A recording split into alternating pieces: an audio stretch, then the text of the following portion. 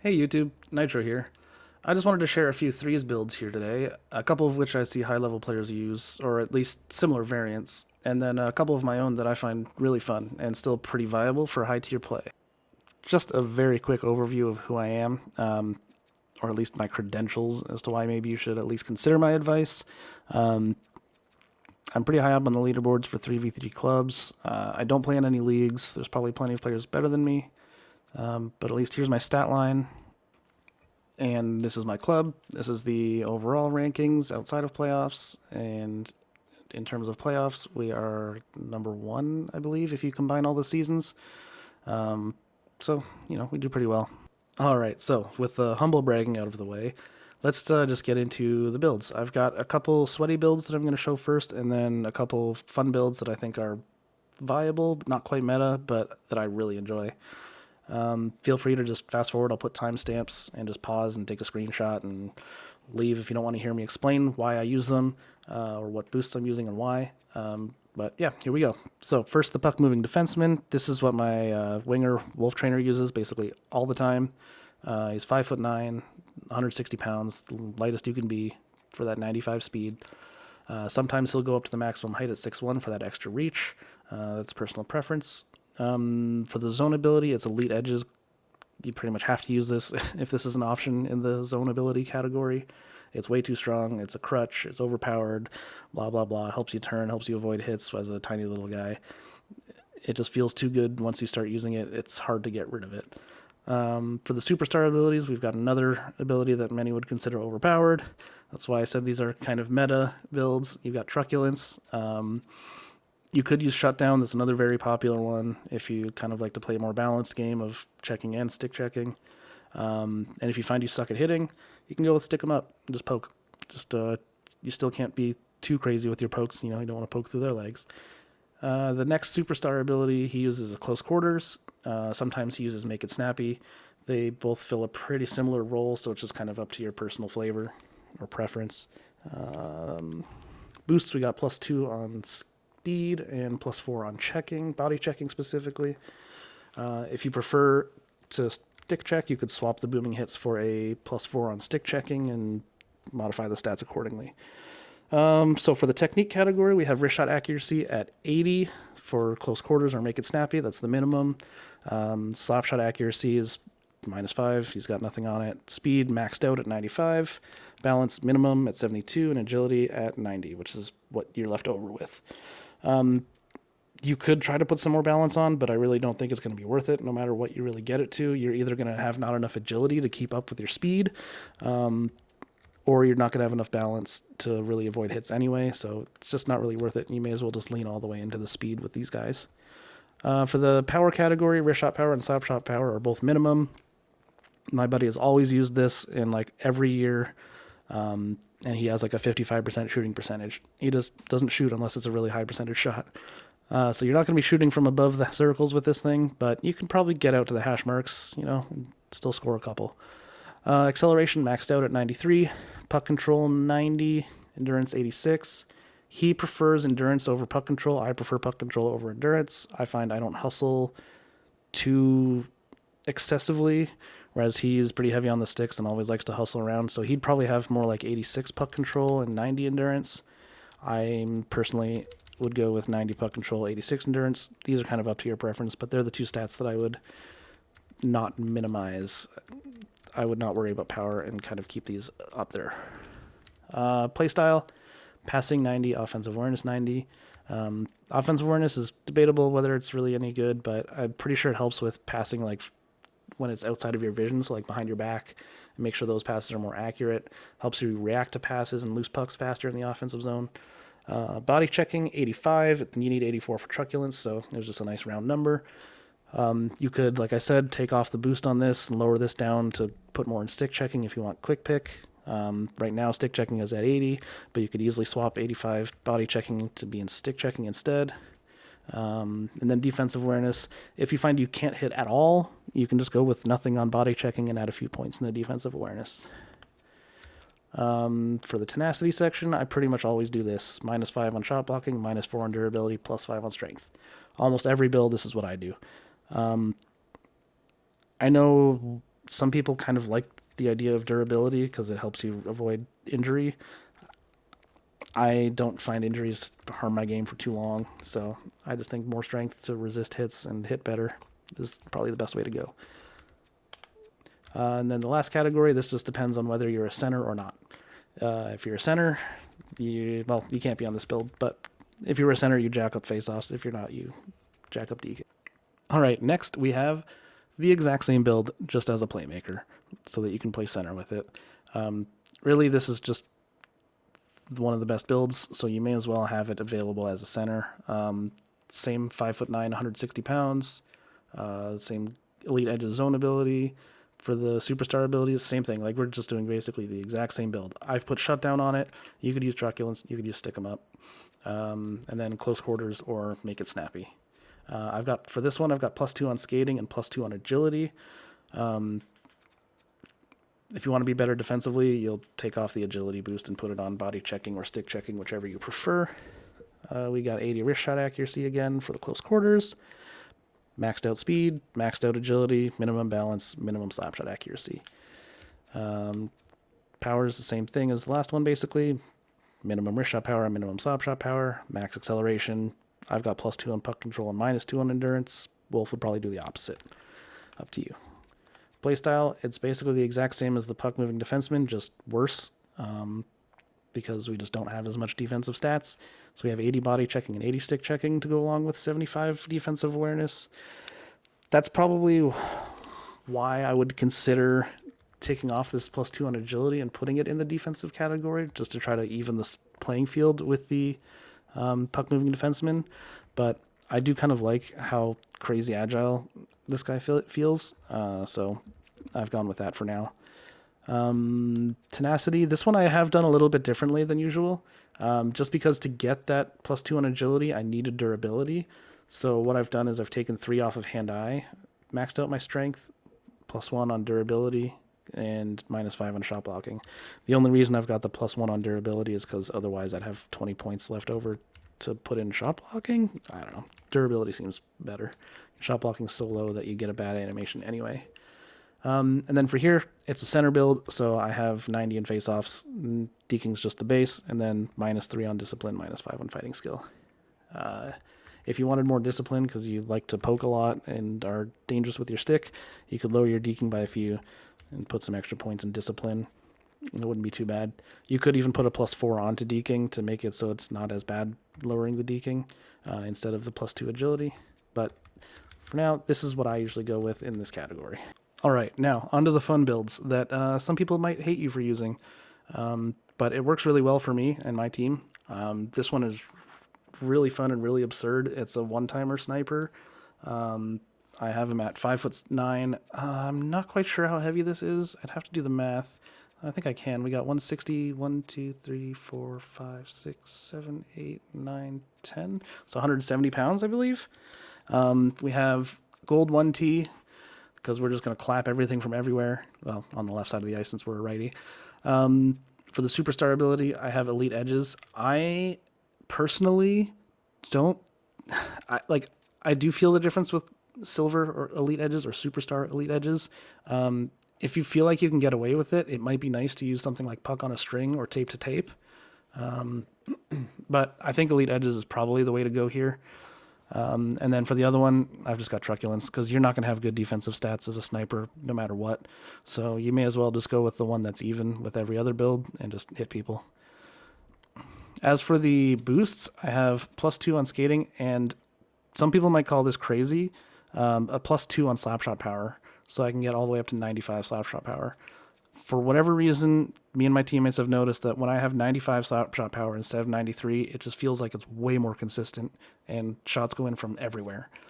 As for the attributes on the technique side, we've got minimum wrist shot accuracy, 88 slap shot accuracy, 94 speed, 73 balance, 88 agility. You will notice that you're just kind of not as agile as the puck mover or the playmaker, so it's a little bit harder to use and to hold on to the puck with. But you're really not supposed to hold on to the puck too much. You're supposed to just have the puck come towards you and smack it in the back of the net. Wrist shot power, I've got -4 at 84. Slap shot power maxed out at 95. Acceleration 90. Puck control 84, endurance 83.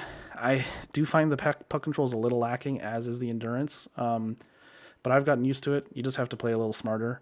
The 95 slap shot power is so fun and so worth it, in my opinion. Play style, we have +5 on passing, +5 on body checking, -4 on stick checking, -5 on defense awareness. You're just going to have to deal with the fact that you're not going to be very good defensively. You could take points out of passing and put them in stick checking, but your stick checking is still not going to be very high no matter what. So I think it's just, you may as well lean into the fact that you're going to be playing offense all the time. Next, what I said I would do for most builds, which is -5 shot blocking, -4 durability, +5 strength. And then same thing here. I'm a center, so I usually have 90 faceoffs. Actually, I always have 90 faceoffs. And the only other option is to go something like this. All right, next one up here I've got is a Dangler. This one's really fun. It's the shock and awe is one of my favorite superstar abilities. I don't know why. I just love the toe drag wrist shots. We've got 5'9", 160 pounds again. That's going to be a theme for a lot of builds and threes. I will have one at the end that's not that. It's pretty fun.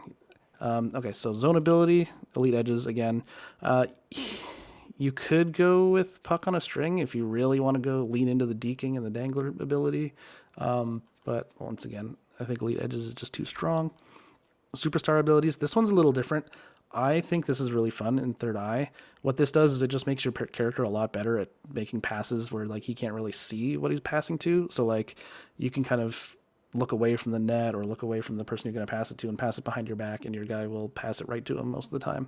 I think it's a really cool, really useful ability. You don't see many people using it. That's why I've kind of put these out of the meta builds.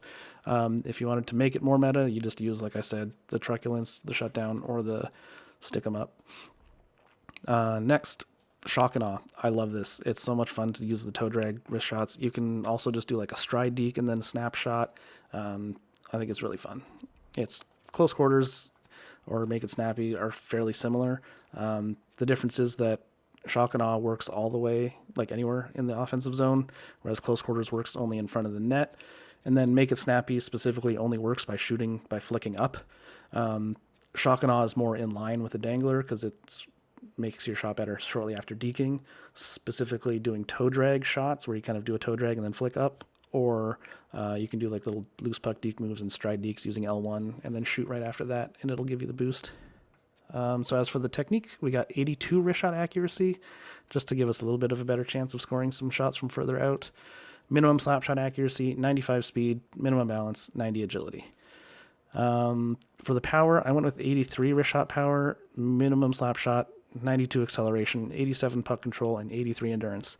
Like I've said, I don't care about endurance. It's up to you. You can take off a couple points of endurance or of puck control and put them in endurance for something like that, or you can sacrifice a little wrist shot power or acceleration. Up to you. But this is what I would use. Next, defensive categories. This is for people who don't check or body check. So we're just going to max out passing, lower our body checking by 4, and increase our stick checking to 80, which should at least be usable in most scenarios. This build is definitely suboptimal. And like I said, if you really want it to be a little more meta, take off the third eye and put on truculence or shutdown, and this build will be plenty good. Next, tenacity. This one I went a little different. I needed durability for the unbreakable strides, which is the acceleration boost. So I've only got a +2 on strength, and the reason why I didn't care for this build, actually I've got 79 durability. The only reason I didn't care for this build is because I'm not body checking anyway, so I didn't really need as much strength. You could honestly lower your strength and put your hand-eye up and try to get deflections, but you're not big, so you shouldn't be standing in front of the net, and it's threes anyway, so may as well just put it on strength, or you can jack up your durability even further. And then here, like I said, 90 face-offs, I'm a center. Go up to 95 deking if you're a winger. And now for my way off meta build that I think is so much fun. It's a power forward. I am 6'6", with the minimum weight. I can't tell you what that is, but that's pretty easy to figure out for yourself when you come into the editor. I think it's 180. Might be 185. Anyway, the minimum weight. For the zone ability, we've got truculence. You could also go with Unstoppable Force. It would be pretty good as well on this build. I've gone with Truculence because I feel like not being able to hit with this build feels kind of, well, at least not being able to hit easily. Like Truculence just makes it way too easy. But using Unstoppable Force kind of makes me feel like I'm lacking on the physical end of things when I'm being such a big build. It just feels weird. So Truculence is what I use most of the time, but Unstoppable Force is really solid too. For the abilities, I've got Puck on a String. See, this build is all about using my crazy long reach to get absurd dekes in front of the net that go in for no reason other than the fact that my stick is so long. Then I've got Elite Edges just to help with the agility and the acceleration for this guy. Wrist shot accuracy, I've got it 78. You could drop it a couple more points and give yourself one more balance or agility, but I just figured, why not make it even? Maxed out speed at 91 for this height. It's a little slow for threes, but it's definitely usable. I've used it plenty of times. And maybe check the other players' loadouts and make sure they're not all 95 speed before you use this one. But you can still play against them if you're good enough. Balance 79, agility 85. I figure since we're heavier, balance is actually kind of more helpful, so we can kind of shrug off hits. And especially if we have Unstoppable Force, you'll be pretty good at being able to just keep people to your backside and shrug them off. For the power category, 80 wrist shot power. I decided just to make up for the fact that I don't have close quarters or make it snappy, I'd give myself a little bit more power. Slap shot power is the minimum. Acceleration maxed out at 91 with the +2 boost. Puck control, I've got at 88, endurance at 83. You could drop the endurance further if you like to 80 and get your puck control to 90. I think like 82, 83 is as low as I like to go on endurance, so this is what I've got here. Over in the playstyle, we've got passing at 85, offensive awareness at the default, body checking jacked up to 87, stick checking down by 4, defensive awareness down by 5. That's probably the only thing I would do on this build, to be honest. If you are using Unstoppable Force, I guess you could go for a more balanced approach on body checking and stick checking, because the power forward's defensive abilities aren't bad, so it's not a terrible idea. But Truculence all the way. Over here, max out strength, -4 durability, -5 shot blocking, the usual, and same thing over here. All right, just figured I'd quickly showcase the builds just so you can kind of see what they're, or get an idea of what they're best at. This one here is the Playmaker, or the puck-moving defenseman. Super agile, super quick, turns on a dime, like darts. Once you've made the turn, he just darts out of the corner with that elite edges. This one's got the 93 agility. The puck-moving D I will feel a tiny bit slower, but it's absurd how fast he is. Solid deking. This one's my center, so it's not quite as good as the puck mover, but it's enough to do the job. Close quarters, it helps with. I mean, you could probably score from like out to here fairly regularly, but for the most part, you want to get nice in tight, make passes or dekes. Not much of a shooter from anywhere outside the circles. You can take advantage of turning around, back skating, all that stuff. Just try not to get hit. Here is my Dangler. It's basically the same build as the Playmaker and the puck-moving defenseman. The difference is it's built more to be a shooting threat and to be more of a like deceptive player. Using shock and awe, you can be a shooting threat from up high, combined with the fact that my power and accuracy is a little higher. And then I've got third eye to kind of help with like being able to disguise passes behind your back and outside of your field of view. A lot of fun. To make it meta, you probably swap out third eye for shutdown or truculence. But yeah, it's really cool. You can be kind of like a triple threat. You can come in, do all the deking and stuff. Throw them off and then pass it. You can do an actual, regular just breakaway, deke the goalie out yourself. Or if nothing in tight is working, you can come in on the rush and just suddenly toe drag snipe it. It's super fun. If you don't know how to do the toe drag wristers, first of all, you start with a toe drag. If you don't know how to do that, you just hold your right stick to your 3 o'clock or forehand side, and then pull down around the bottom of your controller to the other side. So I go from forehand, pull down around like a little half moon to the opposite hand, and vice versa. You can do it on the backhand to the forehand. You can see my guy pulls it into his feet and goes the other direction. Then once you've practiced that, you just have to flick up after you do that animation. So you do it and then flick up. And you'll see that my guy kind of canceled it. He didn't do like a full toe drag, so I kind of, stopped halfway through and just shot it. because you can do the toe drag really fast on your thumbs, and it takes your guy a second to do the full motion. So if you do it really fast and then flick up, you'll get a really fast kind of toe drag wrist shot animation where your guy doesn't pull it super tight in or super far out. But you can also delay it and do it really slow, where you change the angle like crazy, and it can throw people off too. It's not like a glitch wrister or anything. There's no like consistent way to score it. It's just a really fun way to kind of throw people off and catch people off guard. Show that, hey, I'm not just one trick pony. I can score from out here if I really want to. It's a lot of fun. It's you can kind of do the like short side crap that people do now from the goal line. You can sneak in wristers from out here. It's just I love shock and awe. It's probably one of my favorite abilities. Backhand, forehand, toe drag shot. Like it's super cool. It also works with like the stride deeks, so you can kind of do like a L1 and then right, and then flick up, or L1 left and flick up. This one's not as useful because it's a backhand. Actually, I don't think that would work.